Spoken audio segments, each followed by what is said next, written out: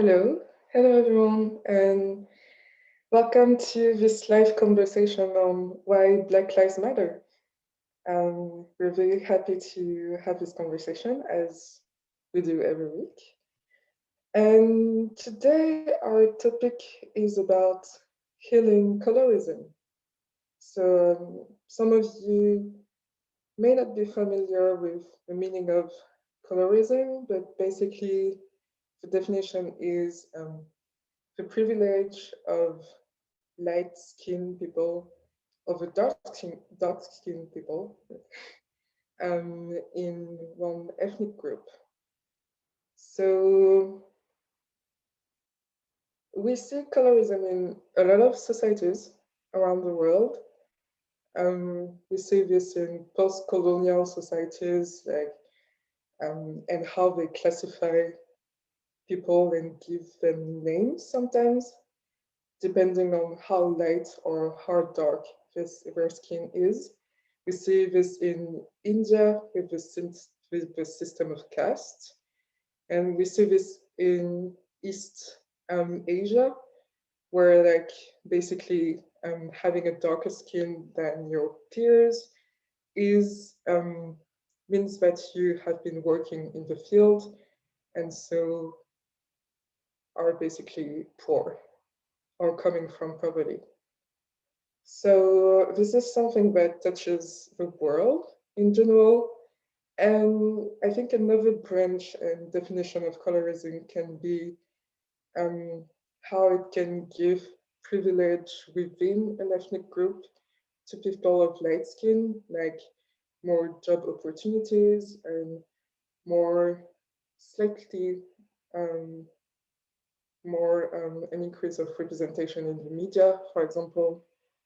And it is important to speak about it because a lot of colorism, like inside the Black community, stems from stereotypes that dates from slavery.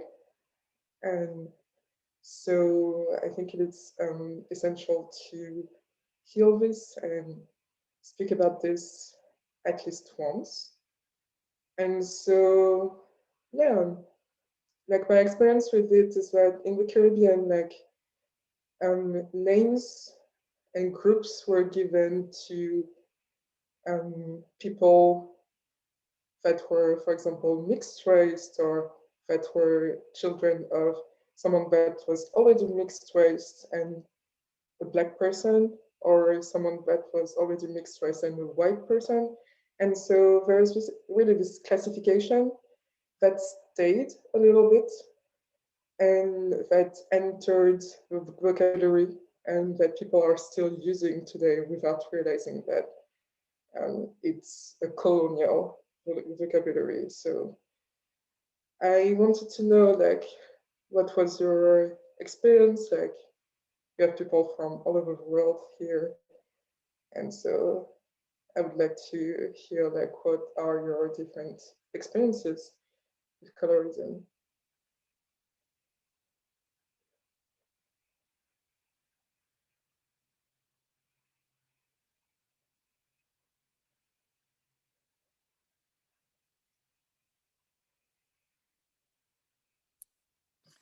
Thanks for the intro, Yuri. So yeah, I think you've touched on quite a few of the components that I myself have kind of seen in action, some of which I've also experienced. And I think at the core of it is obviously that sense of otherness within racial groups where people of a lighter skin tone are seen to be more appealing, more attractive, also probably even regarded as more intelligent than people of a darker skin tone. And so one of the things that I've seen play out in South Africa was both sides of the coin in terms of the more fair-skinned people saw their darker counterparts in that way, but then also on the side of the more darker toned people within a race group started to almost ostracize and not really be friendly to people of lighter skin tone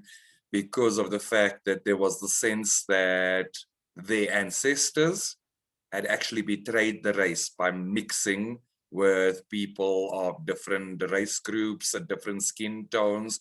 So they were less accepted. And it kind of plays out weirdly because it's not a prevalent thing. So it depends on which part of the country you're in and what you then get to see. So one of the most derogatory kind of terms in South Africa for fairer skin toned lighter people against their darker counterparts was the concept of a yellow bone, which in South Africa is quite a derogatory term, and it's quite a term. It's quite an offensive term to people that are more fair-skinned amongst those race groups, and it just feeds into a lot of kind of animosity and kind of just the sense of not accepting people for who they are because of their skin tone. So yeah, it's kind of played out quite strangely, and some of it is quite like undertone stuff. Like it wouldn't be directed verbally to a person, but it would be almost spoken about in little pockets about that person. So it's like a major undertone thing, but it is quite derogatory in our country.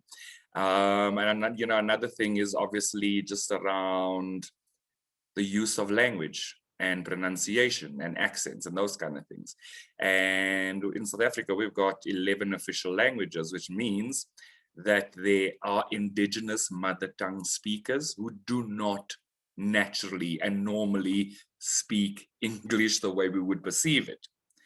And that is also a source of kind of being derisive to people.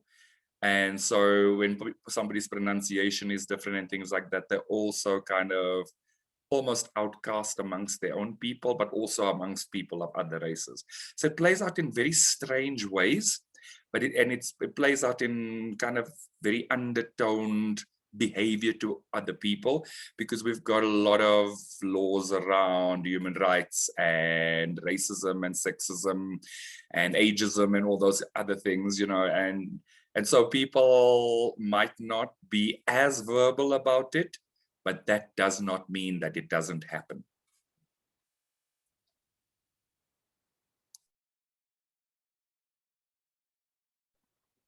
Yeah, I completely relate with that. Growing up where I live, like I am the Black person, but in my, on the African American side of my family, I am probably the lightest one out of my family. And so I could always tell with, especially like my female cousins, there was always kind of this separation, like, oh, you're not completely like us, and you're that light skin, you get that from your mom, and or she thinks she's prettier than us, kind of like energy, and things were said like that. And so I never really felt accepted on that side of my family because I wasn't as dark as them, or because I was mixed. And a lot of like my biological father's family stayed within the race, and so they didn't mix. They didn't have relationships with people who weren't Black, and so I was kind of like the foreign child in that way. And that required me to really have to heal through that and just really claim my power and realize that they were coming from a place of lack and trying to project that onto me, and really not choose to have that within my life. And so, but it definitely does come up. Even in my community growing up, they'd be like, oh, like you're only partial Black, like you're not actually like Black because you're not loud and obnoxious and you speak properly, and all these things that they could come up with. But recently I just heard, and it reminded me what you're talking about of like the native tongue, is that a lot of people, a lot of Black people, instead of using like TH, they do like the D, duh, kind of like duh thing before their words. And it's because it comes back to like their mother language. And so they think that we're being improper, but really it's just part of how their language has evolved over time. And really being able to just accept everyone as they are, instead of trying to categorize them and like put them in a certain category and you should be this way or vice versa or whatever it is. But yeah, I definitely recognize that within my own life. I'm not really sure why I fit in because I'm mixed.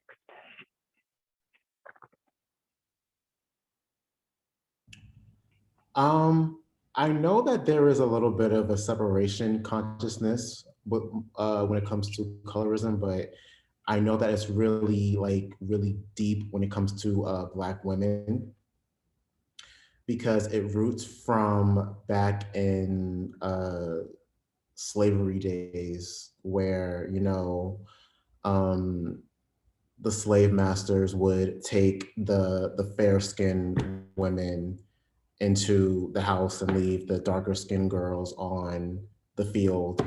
And that's where there's a little bit of hate there, because it was as if the darker toned women felt more of a place of lack because they weren't being chosen by their masters to, let's call it what it is, get raped faster, or whatever they did to them when they were in the house by themselves and things like that.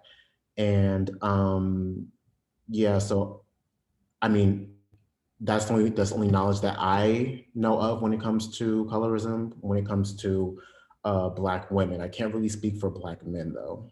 Yeah, that's a different story. I don't know about Black men though. Yeah, I think sometimes it's really felt through for Black women, and there is this animosity within the group that is like within the group of people being subjected to white people. As someone who is light skinned, you get to have crumbs of like more privilege or more success, more power, and more beauty, basically. And so I think it's really a survival mode, and definitely a separation that has long, that has been here long enough from slavery. And yeah, basically, like, if you could talk already about this, like, feeling that you have to have more power or push down your brother or sister to kind of know that you exist in society. And so in reality where you feel endangered or you feel like you have to survive constantly, like anything, even complexion can be seen as something that can help you. Yeah.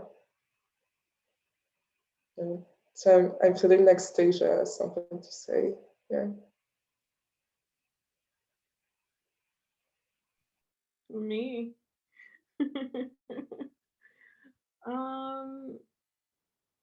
Not really. It's just interesting that this is about colorism. I'm not sure how that all came to be, but I have experienced colorism in my reality, you know, being called like infamous racial slurs in school. Yeah, not a good thing. And you know, I sometimes would forget that like this stuff even is still occurring, you know, like, and then it'll like appear again for me to heal within myself. And I'm like, oh, okay, yeah, this is definitely still, you know, going on in the world. So yeah, we all know that we just use the mirror exercise and love ourselves in that place and just continue spreading the truth and awareness to this, because obviously like it's not like this shouldn't be happening, so we just like have to keep being the leader in that, like, you know, like this is the BLM discussion. You know, like we can just spread the awareness. Like, I love Black people. I am Black. Like, I don't know. I was like trying to put it into words. Do you feel like you have something to feel through here in this space?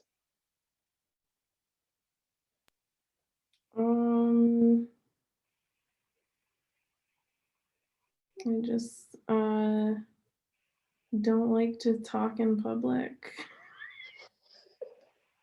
So that's what's coming up for me. I'm like, I'm anxious. That's okay. You can release the anxiousness. Yeah. And if you want to share, it's okay. If you don't want to share, it's okay too. What was that? If you want to share, like, or don't want to share, it's okay. Like, you just need to release the anxiousness that is coming up. Mm-hmm. Yeah. I don't have anything more to share. Yeah, thanks. Okay. Yeah, no worries.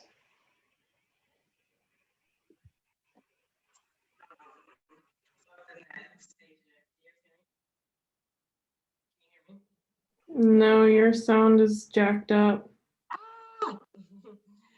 Can you hear me now? Can you hear me now? Yeah, better. Yeah, can you hear me? No? Yes? A little bit. So your sound is a little bit choppy, so I'm not sure if it's just your signal or if it's actually the speaker. But I mean, I think maybe try put it to full volume. Yeah, it's on full volume, I think.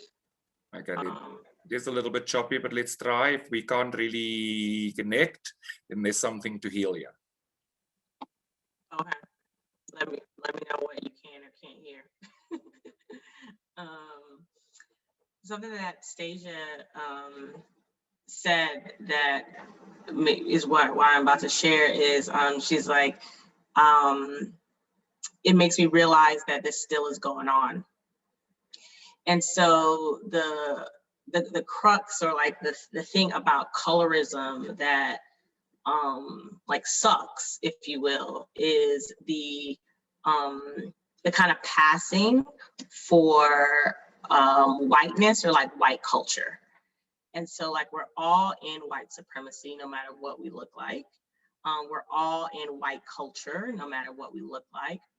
But the next layer of like colorism is that those who are fairer or closer to quote unquote white, and this is just analogy, you guys, nothing like deep about it, but it's like more people on their squad, right? More people on like the white culture squad, if you will. And so there's a level of everyone has their cross to bear in like healing and working through this work of racism.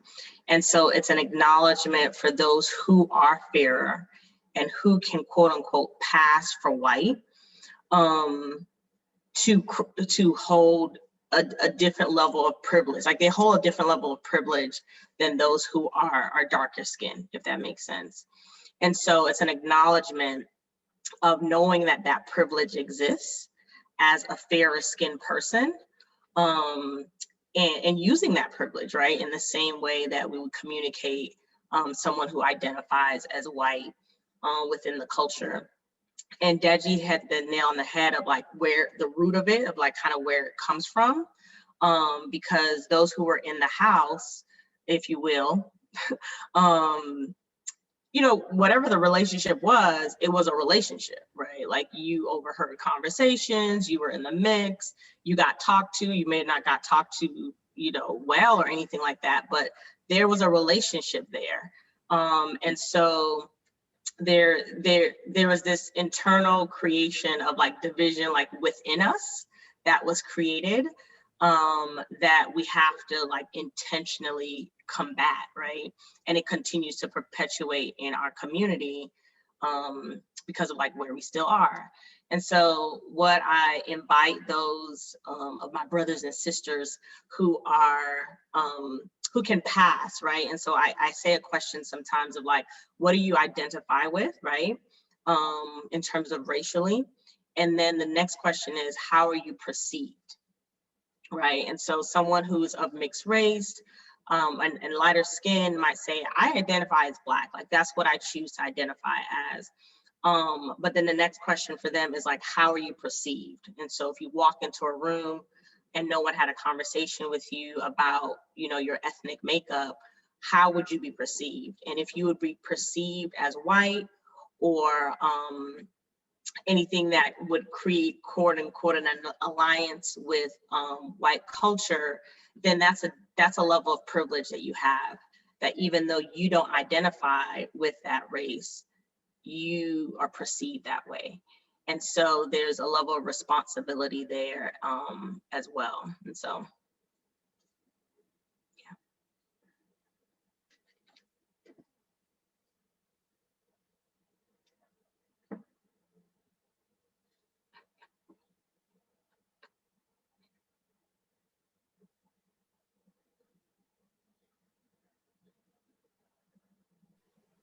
So I'm feeling through this, and I feel like it was kind of bad to have an added sense of responsibility because of how you are perceived, but I don't really know why. I guess like all sense of responsibility and like of self-awareness that comes from, you know, separation and how you are perceived by people feels bad, but like it feels like an added pressure to a group of people. Yeah, I don't know what you think about that. Like, yeah, so let's call it some clarity here, because I'm kind of on your page in the sense of it feels heavy, that there's an additional requirement to probably be a little bit more forthright with calling crap where crap exists. It also feels a bit like it's a bit of a heavy responsibility to kind of take on an additional responsibility where you should be free to be your authentic you. So that's kind of the sense of heaviness that I have around it. So what is that what you were speaking to, Yoreen? yeah, I think that's it. Yeah. And so, you know, like when I feel into it, like I completely agree that we have a responsibility to share our experience. I also agree that we have a responsibility to point out where things are misaligned with the truth. I don't believe that there's an additional responsibility because you're perceived in a better way than somebody else. I feel like if it touches on your heart to shine a light in a dark spot, by all means do. And that is really the thing that all of us can do. Yeah, our card is responsibility. So it says you are aware of the power of your thoughts and the amount of love you express. And so another thing that I think we kind of glossed over a little bit was also just, Kanisha, did you feel like when you were sharing your story that there was a part of healing there? Because it feels like there's heavy energy still attached to your life experience, but there's also heavy energy attached to what Deji shared about just the sense of where it comes from. Because I was like, yeah. I feel like there's a big piece of healing here and we're missing the opportunity. It's funny that you said that because I just grabbed this picture. It's of me as a kid. I'm gonna share it with you guys. see how black Kanisha is, how dark she is. And then there's me now. So like, I always got like this perception, like, you're not black. Like I would always get people coming at me in that way. And it's like, well, I am. Like, just because my skin tone at this moment is not black, it does not mean anything. And so I always felt like, yeah, that there was like an upset there of like, if I didn't show up a certain way or my skin tone was in a certain tone at that time, that I wasn't being accepted for just who I was. And so now if you feel into that space, how do you feel? Yeah, there's still some sadness there, like just an upset with people's misperception. Do you have the power to change their misperceptions, or does your divine father have that power? My divine father has that power. And so is it okay for you to let go of that burden that you may have been carrying that's not yours to carry? Yeah, she's really stubborn. And how does Yeah, that? I felt like I was just having to like prove myself. And the truth is, you never really have to prove yourself, because you are enough and you are worthy and you are deserving just because you are. Yeah, exactly. And so how do you feel just releasing that?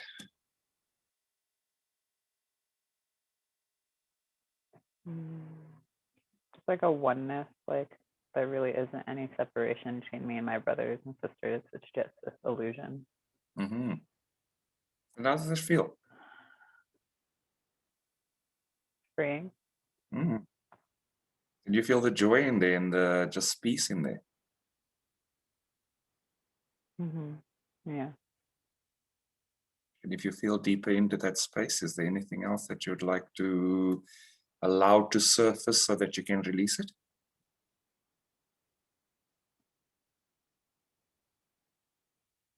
Just releasing comparison. And just remembering there's only one child of God. Amen. And how does that feel? Peaceful. Does it feel complete, or is there more to go into here?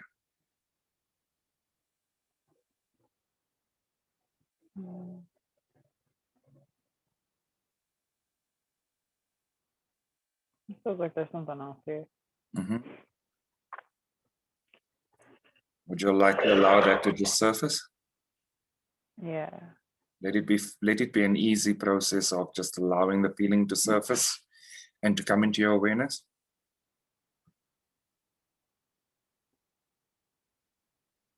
Yeah, just what was coming up was that I was having compassion for them not accepting me because they're really not accepting themselves. And so I was like feeling this sadness of where like they have self-hatred towards themselves. But it was also reflecting to me where I was still holding on to that. So do you choose to have really compassion for yourself and to just love yourself fully in this space? Yeah, I choose to have compassion and love myself fully in this place.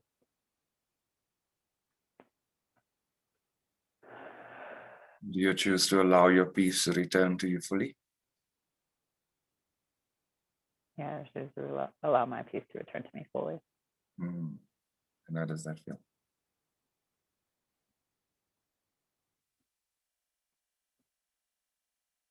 You know, I feel like I have more energy coming back to me. What does that energy give you?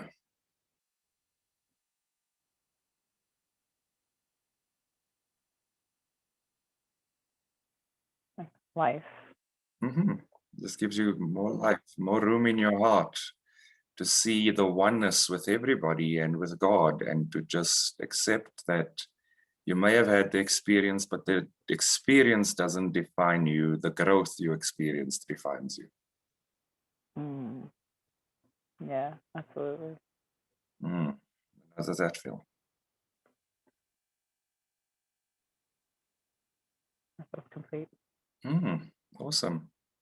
Do you want to just allow all of Thank you. that healing to just settle in and welcome it all out? Yeah. Awesome. Thank you for sharing that with us. Thank you.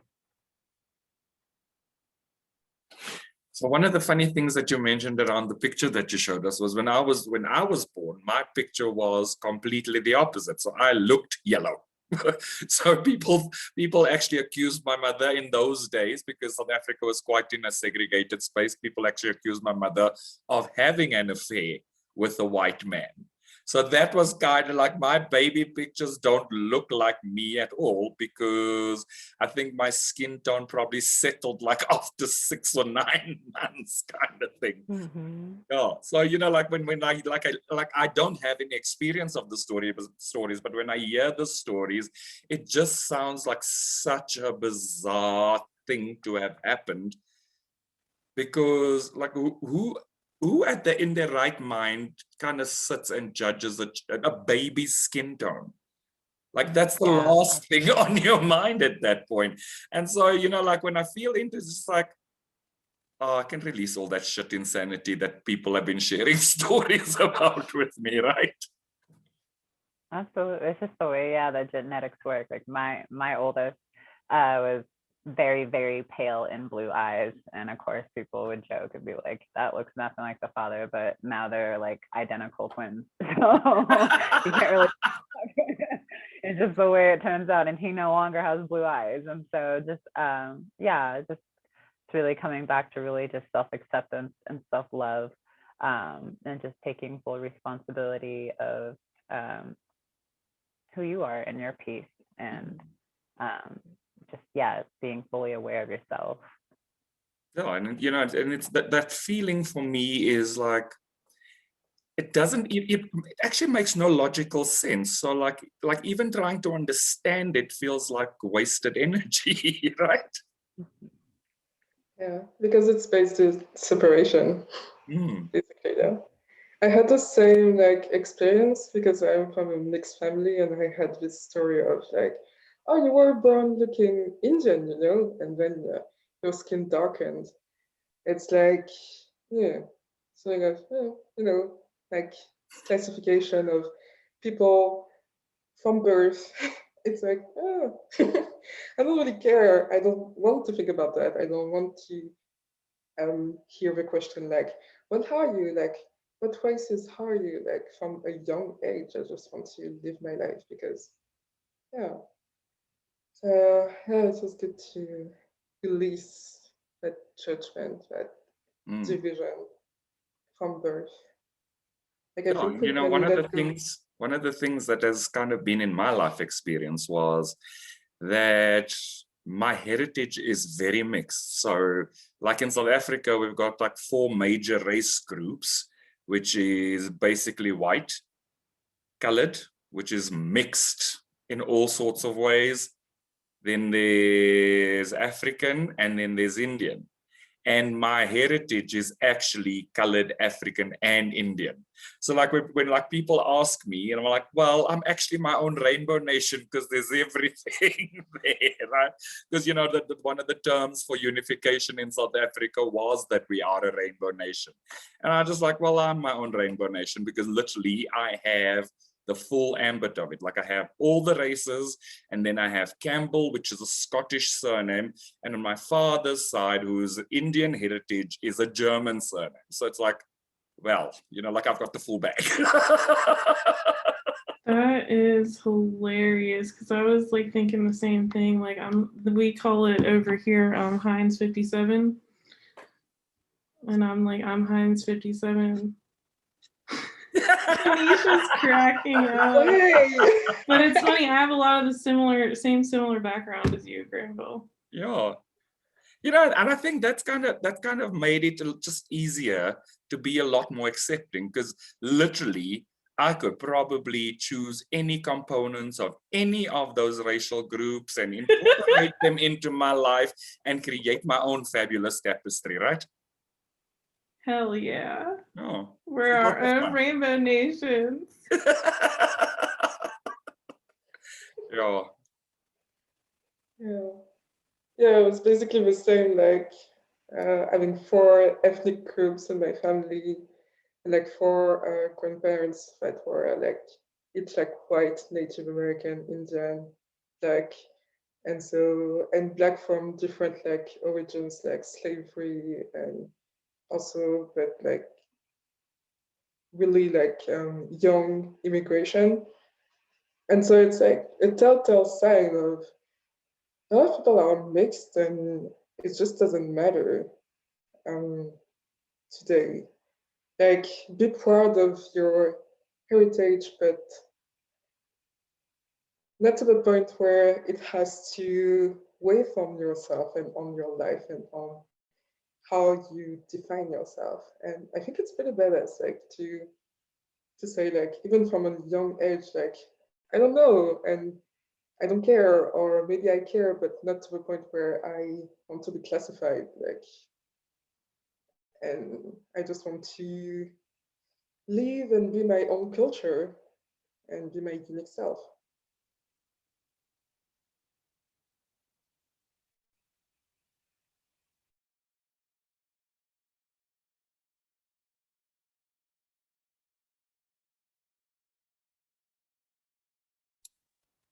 So the other thing I want to kind of go into is that slavery, that heritage of slavery, in terms of kind of like, Lida, you termed it perfectly, like creating that separation within us. So, you know, that sense of being inside or outside of the house, and the sense of there was a relationship. We don't necessarily know what the relationship was. It could have been good, it could have been bad, but it almost created a level of, for lack of a better expression, exclusion within the race groups, which is something that I feel like is possibly another leg to healing in this conversation, because I think Deji introduced the topic, and just the sense that you gave us, I feel like there's quite heavy energy attached to that. I'm just not certain where the healing lies in that one. So I'm not sure if anybody else wants to try and just like feel into that space and see what comes up for them. It would be a great place to go to right now. Yeah, so what Deji touched on was that like the lighter skinned women would be invited into pretty much like the home of the plantation. And a lot of the times when they're invited into the home is to do like work within the home. So like maid work and stuff like that. But what I had done, because I'd done research on it in history class, and what really was brought up was that the men or the plantation owners would bring in the lighter skinned women because they were closer to their skin tone. And when they would rape them, that child would probably be more likely to be light skinned when that child came out, is how that worked. And so in a sense, I think for the lighter skinned women, if they had a choice, they would have stayed out in the plantation because they were used and abused. But there was also that upset with the darker skinned women because they thought that they were getting privilege in a sense, because they kept them separate. A lot of the times, the lighter skinned women got to sleep in the household, but they would sleep in closets, and they would sleep like 2 or 3 women together in one closet. And then the women of darker skin would either sleep out in the barns or wherever they had them sleep out outside. And so, yeah, there's definitely a deep upset, but I think there was really a deep miscommunication of what was happening there. And essentially it just kind of had them turn on each other. Yeah, so I think it is good to understand the backstory, because sometimes just understanding the backstory also just allows the thing to be released. Because again, you're shining a light into a dark space that might be quite a big source of miscommunication, misunderstanding, and therefore misperception. And in all honesty, I mean, if I feel into myself, I would rather have slept in the barn than to be used and abused, you know, kind of thing. So like, and there's a lot of jealousy like with the white women who lived in the household, because the men were looking to these light-skinned women for sex. And so a lot of the time, those women, those slaves, were actually being really mistreated by the women of the house because there was a jealousy there. And so, yeah, absolutely, just a deep miscommunication. But also, I think it's good that it's good that we raise it. We can definitely explore it, but just also understanding the historical roots of something sometimes just also allows us to understand the historical roots of the depth of the wound. Because regardless of whether there's a miscommunication, the fact of the matter is that that miscommunication created wounds in many places. And it probably translated into why there are such significant issues around standards of beauty and potentially even the relationship between white women and black women and women of color and just women that have different skin tones within racial groups. You know, the historical root of it starts to help us to go to the core of the wound, which even just shedding light on it starts to help to heal. I feel like there's like a consciousness with women who feel that they have to compete for everything in a way, because it's like, I mean, this is from stories that I've heard, like what is like specifically Black women, like it's a competition where, oh, she's prettier than me because she's lighter, she has straighter hair, or you know, things like that. Like a competition. You know, it's very interesting that you mentioned that, because I actually watched a movie yesterday called Napoli Ever After, and at some point she just loses her shit and shaves her hair, and then she's like, oh my God, just doing my hair was like a full-time job. Because, you know, like it was literally that her mom would come to the house like 5 o'clock in the morning to like hot iron her hair straight and all sorts of other crap. And, you know, just that standard of beauty that also just has created pain for women of color or of color amongst various races, kind of thing. It's just, you know, it's just the kind of fed quite a crappy narrative, which is literally the thing that you're speaking to around competition. For me, there shouldn't have been competition in that space, because there is enough for everybody. But that's kind of the war, the internal war, because of a sense of a lack of a lack of enoughness and a lack of there being enough for everybody. Yeah, it's like it went from like survival to competition later down the line. Yeah, it's like me talking about how I hear too much of the sentence like, you're pretty for a Black woman. Like, it shouldn't exist. But because there's a stereotype of like, Black women are not attractive, it feels like you have to compete even more in this space to be considered pretty. So basically, it feeds the competitiveness. So I'm just going to call it what it is. It feeds the bullshit narrative, okay?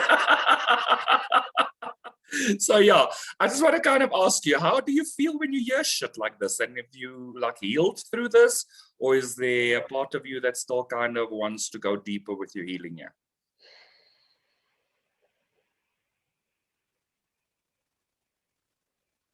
It feels nonsensical. I feel like, why should I have to conform to a norm, like to have special like physical traits to be considered pretty? And why should people like other than myself be the judge of that, you know? And so if you feel into it just for a little bit, is there a part of you that's still judging you? Yeah, or maybe because I get judged, like even in like so much as the workspace or in my relationships every day. So yeah, it's part of my reality. sadly. So would you like to just go into the space of calling in a new reality here? Yeah. And so what do you need to release the judgment? What part of you is judging herself, and what does she need to release the judgment?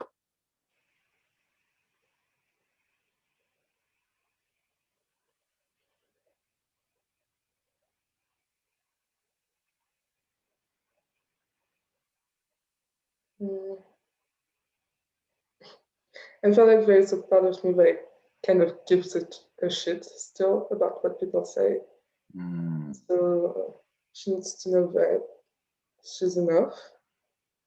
Yes.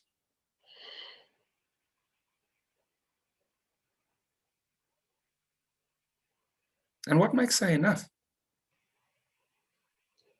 Being a child of God. Amen. Amen. That's it. Nothing more, nothing less, no reasoning required. There can be no other reason, right? Right. So how does that feel? Yeah, pretty simple and feels pretty good. Is there a part of you that still blames yourself for allowing these kind of experiences into your reality?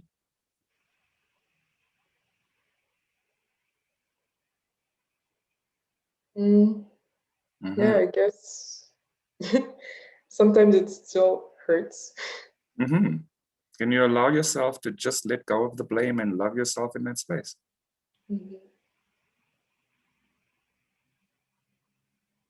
Can you allow yourself to understand that the contrast is just leading you closer and closer to releasing the illusion?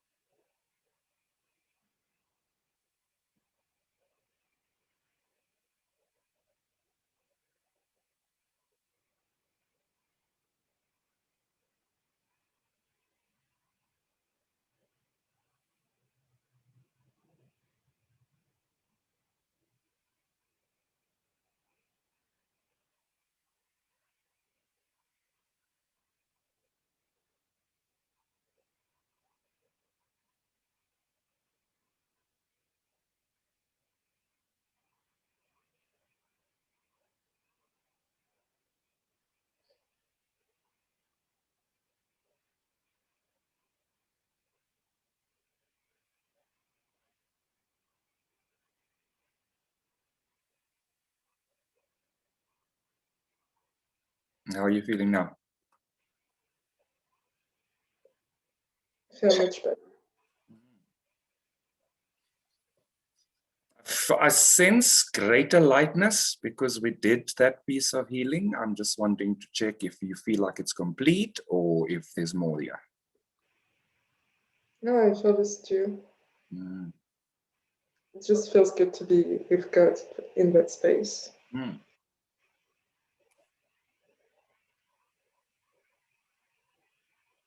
Does it feel complete though?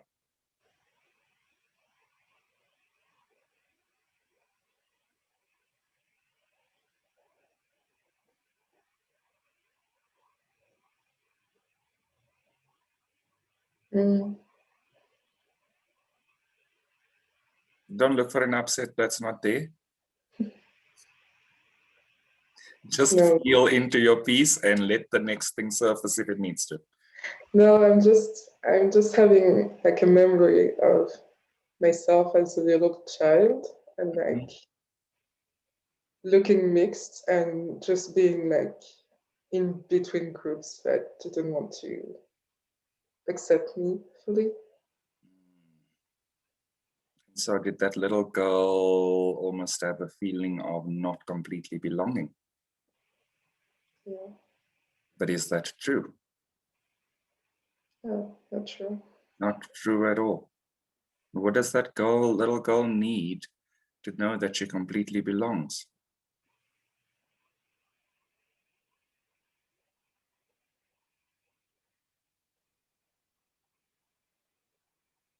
Yeah, just love and to know that she's accepted. And just the fact that she's here is all that she needs to know that she belongs. Because if she didn't belong, she wouldn't be here, right? Yeah, right. How does that feel? Feels good to have that awareness. How cool.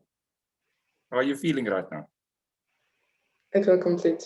Awesome. Awesome. Thank you for sharing that with us. Would you just like to allow that healing to just ground in and just integrate completely? Sure.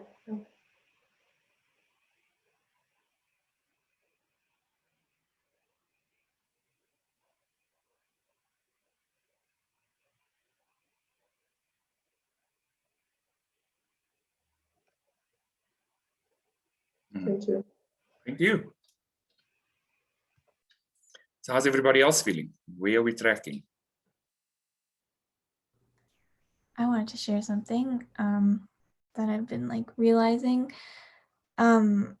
Basically this whole like game of colorism, you never really win it, you know, like you are constantly like if you are trying to play the game, if you're that's what you're taught that you need to act more white or lighten your skin, or which is like really, if you have those products, that's really damaging or whatever. Or you like literally like this is your DNA. So like literally you can't win that game. People tried to play it and then they just end up with nothing because it's ego's game of trying to take from you, trying to take your love, giving you the illusion that you'll receive love if you're more white and you let go of yourself.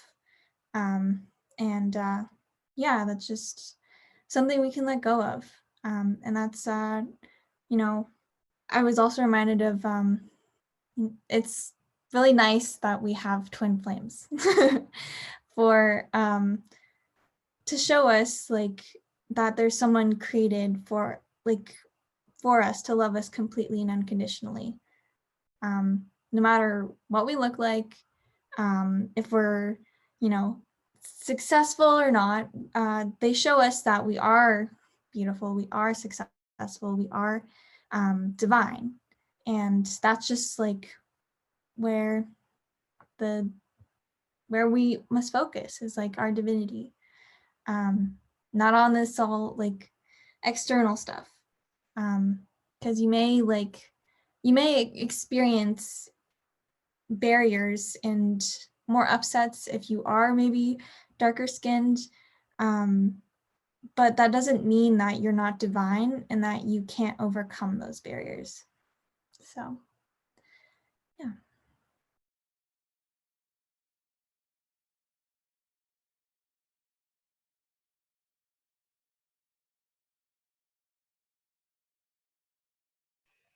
Amen. The card that Go ahead. the card that we have is present. You live in the moment and are able to bring forth the energy of love in your current circumstances.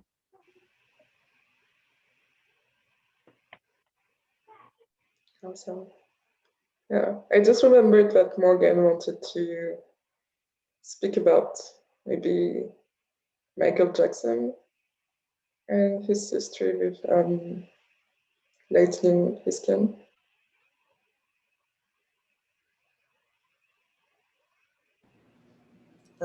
Yeah, I feel like once I feel into it, like maybe he was thinking because he was such a public figure that maybe people would accept him more. I think he had a lot of internal issues as well, maybe even mental. But I think it was a self-acceptance thing for him. And in truth, a lot of people just loved him for who he was, just because of his great music that he put out. But he didn't obviously accept himself. So I think that's why he did that. And it's kind of sad because he was such a good looking man before. So it was very damaging to him, I feel like. And I also feel like some people were disappointed in him, like maybe even his family was. So, yeah. Are we talking about Sammy Sosa? Michael Jackson. Wait, whoa. Stop right there. Michael Jackson had vitiligo. He did not turn light. He had vitiligo that was getting very damaging to his skin, and he had to work on covering that up. He did not turn white. Let's not put that in the air.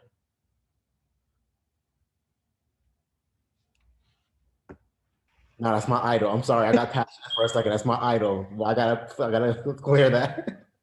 That's Thank okay. you for that, like, clarity. We were talking about that miscommunication earlier. Like, there's Yeah, I just feel like maybe people don't miscommunication. know that, so that's a good thing to bring up. Yeah, that's been a thing since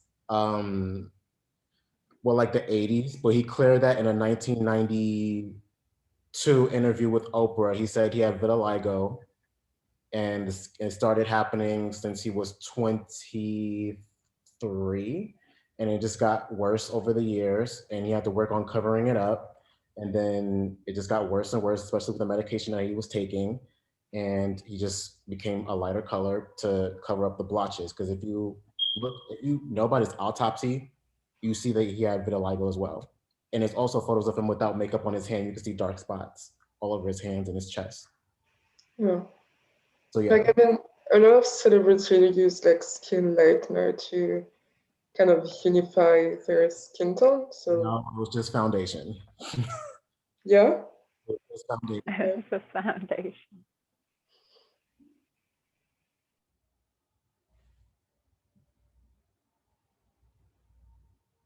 But yeah, miscommunication. Oh, I think I think it's very good for us to clear up those kind of things, because again, we are having a live discussion. We also post our conversation to YouTube on a weekly basis under the Church of Union YouTube channel. So I think it is very important for us to be very clear on facts that we choose to share, for the reason that we do not want negative publicity attached to something that was misunderstood or miscommunicated or anything like that. So thank you for clearing that up. It is very useful for us to be quite specific around that. And that's why also today, with our topic around colorism, we also just went and shared a definition when we shared that the live discussion would be taking place, because again, it's important for people to understand that while it may not be common terminology, or it might not be commonly understood, when we do share, we want to share from a place of understanding the facts and then healing in the places that we need to heal. So thank you for the clarity. So yeah, we have reached our hour. And so I'm going to thank everybody for their participation in today's conversation, and to the people that have been following our live discussion. And also, we'd like to invite everybody to like and subscribe to our Church of Union YouTube channel, where you will find all our previous conversations around why Black Lives Matter. And we will see all of you next week. Thank you, everybody.